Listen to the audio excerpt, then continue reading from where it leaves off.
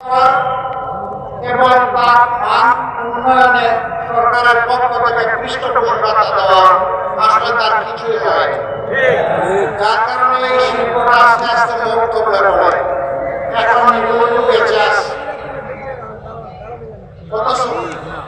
আমাদের সমাজের যুবক যুবতীরা অশ্লীলতা দূরীভূত হবে, রাতাবাদী বন্ধ হবে, দেশের সম্পদ লুণ্ঠন করে বিদেশে পাচার করে দেওয়ার এই সংস্কৃতি বন্ধ হয়ে যাবে ইনশাআল্লাহ। আমরা এই যুদ্ধে এই সংগ্রামে আমি কিছু কথা বলতে রাখতে চাই।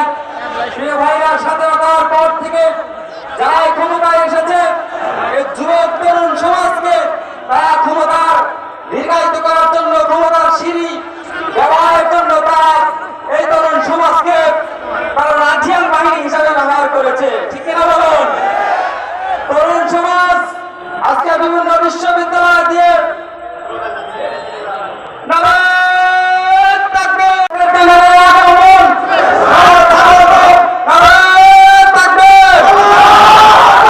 সিরাজগঞ্জের পক্ষ থেকে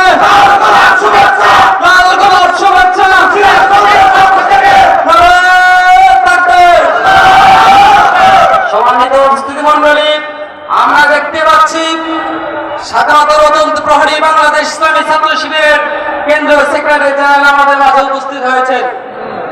সম্মানিত প্রিয় ভাইরা, যে তরুণ সমাজ একটা দেশ বা একটা জাতির উন্নতি করার জন্য সবচেয়ে ভূমিকা রাখে, সেই তরুণ সমাজকে